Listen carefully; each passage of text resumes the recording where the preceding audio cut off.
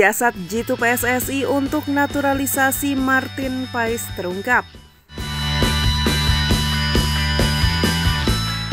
Proses naturalisasi Martin Paes dinilai lebih rumit ketimbang pemain-pemain diaspora lain. Namun PSSI dipercaya memiliki siasat jitu agar penjaga gawang berdarah Belanda tersebut bisa segera memperkuat skuad Garuda julukan Timnas Indonesia. Pengamat dan komentator sepak bola Roni Pangemanan mengaku sudah mendapat informasi dari salah satu anggota Komite Eksekutif PSSI, Arya Sinulinga, soal proses naturalisasi Paes. PSSI dari info yang didapatnya fokus untuk menuntaskan proses naturalisasi Paes. Tentunya tahapan demi tahapan akan dilalui seperti biasanya seseorang untuk dinaturalisasi. Nah, diupayakan dulu dia menjadi warga negara Indonesia, diambil sumpah, kata Ropan dalam kanal YouTube Bung Ropan. Setelah dia ambil sumpah dan proses untuk alih status kewarganegaraan ini sedang dalam penggodogan. Setelah dia mendapatkan paspor, baru PSSI akan melakukan lobi-lobi berhadapan dengan FIFA dan surat menyurat ke FIFA, sambungnya. Menurut Ropan, dia optimis bahwa peluang Paes bisa memperkuat Timnas Indonesia akan segera terbuka jika permasalahan berubah kewarganegaraan usai proses alih status kewarganegaraannya di FIFA juga bakal segera tuntas. Saya meyakini ketika Martin Paes diusahakan sudah menjadi warga negara Indonesia, ini hanya soal waktu buat dia. Pasti akan ada kesempatan ke sana, tuturnya. Lebih lanjut, menurut Ropan, PSSI juga masih memiliki pintu lain jika upaya mereka melakukan negosiasi dengan FIFA berujung kegagalan. Mereka, sambung ex-wartawan salah satu media olahraga ini, bisa membawa kasus ini ke Pengadilan Arbitrase Olahraga atau CAS. Sebelumnya saya sudah mengatakan bahwa bisa saja akan ke CAS untuk dimediasi karena CAS ini kan tempat untuk badan olahraga yang bisa setiap ada case-case atau kasus-kasus harus lewat mereka dan mereka akan membantu, papar Ropan. Namun selama di FIFA tidak perlu ke CAS juga, sudah bisa diselesaikan di FIFA. Antar federasi kita berbicara dengan ketua umum dan turun langsung. Saya rasa Martin Paes akan mendapatkan hak dia. Yang penting dia sudah dinaturalisasi, sudah disumpah, itu yang sekarang fokus akan diupayakan, dia menandaskan.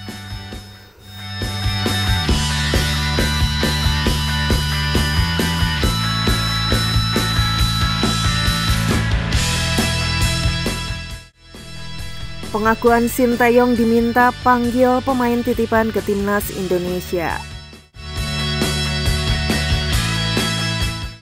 Pelatih Timnas Indonesia Sintayong tak memungkiri bahwa dia pernah diminta memanggil pemain titipan. Sintayong dikontrak PSSI untuk menangani Timnas Indonesia pada 2019 silam. PSSI memberikan kontrak selama 4 tahun. Perjalanan skuad Garuda pun mendapat sorotan karena mampu berkembang pesat. Sintayong bahkan melakukan gebrakan dengan memotong generasi pemain ketika menjabat pelatih tim Merah Putih. Tangan dingin pelatih asal Korea Selatan ini manjur dengan bukti bisa membawa Timnas Indonesia menjadi runner-up Piala AFF 2020 silam. Walau membawa perkembangan, tudingan pemain titipan masih kerap terdengar. Sintayong sendiri kini mengakui memang ada pihak-pihak yang mencoba menitipkan pemain kepadanya. Akan tetapi juru taktik berusia 53 tahun ini tidak menyebutkan siapa sosoknya. Ada titipan pemain, tapi tidak pernah saya tanggapi, kata Sintayong dikutip dari laporan Instagram @desfootball.indonesia. Satu pun tidak pernah terjadi selama saya di sini, jadi tidak perlu khawatir lagi, sambung mantan pelatih Timnas Korea Selatan ini. Walau begitu, Sintayong mengucapkan di awal kepelatihannya memang dapat referensi pemain dari PSSI dan pelatih klub Liga 1. Namun dia hanya memilih pemain yang masuk dalam kriterianya. Pemain-pemain tersebut kini menjadi bagian dari tim inti skuad Garuda.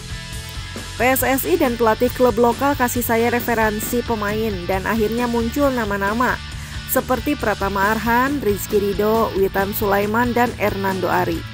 Yang awal saya datang sudah bersama dan sekarang menjadi pemain inti. Mereka sudah banyak berkembang, tegasnya. Memang Sintayong banyak menggunakan pemain muda di Timnas Indonesia Senior. Selain nama-nama yang disebut di atas, beberapa pemain muda sudah menjadi tulang punggung di skuad Garuda, seperti Marcelino Ferdinand. Bahkan di Piala Asia 2023, timnas Indonesia menjadi tim termuda. Kendati begitu, Sintayong bersama tim Merah Putih berhasil mengukir sejarah. Nyatanya, timnas Indonesia untuk pertama kalinya berhasil lolos dari fase grup Piala Asia. Kini kontrak Sintayong di timnas Indonesia masih tersisa sampai Juni 2024 mendatang. Masih ada agenda resmi yang akan dijalani timnas Indonesia. Misalnya kualifikasi Piala Dunia 2026 pada Maret dan Juni 2024. Selain itu ada juga Piala Asia U23 2024 pada April mendatang. Nantinya hasil dari agenda itu akan menjadi bahan penilaian apakah kontrak Sintayong diperpanjang oleh PSSI.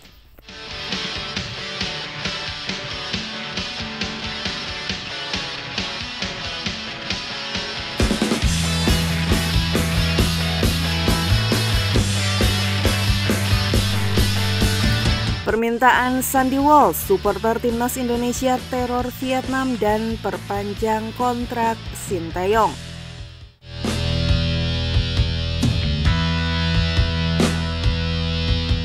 Bek timnas Indonesia Sandy Walsh berharap supporter skuad Garuda akan datang langsung ke Stadion Utama Gelora Bung Karno atau SUGBK.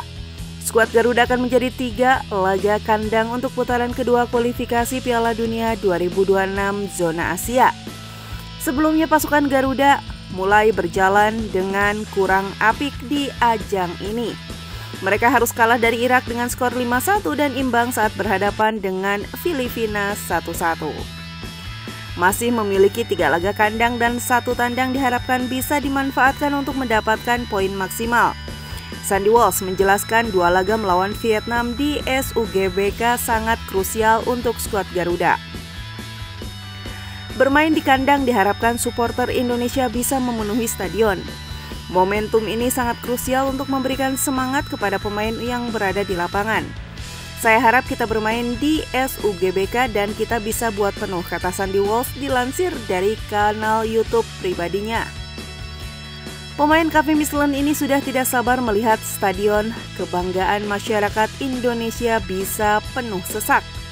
Apalagi SUGBK bisa menampung hingga 80.000 supporter tersebut. Menurutnya, hadirnya supporter akan memberikan tekanan bagi tim lawan. Saya benar-benar menunggu itu dan buat mereka Vietnam takut. Memastikan mereka pulang dengan 0 poin kekalahan, tegasnya. Sandy juga ikut berkomentar terkait nasib Sintayong di timnas Indonesia. Kontrak pelatih asal Korea Selatan tersebut akan berakhir pada bulan Juni nanti.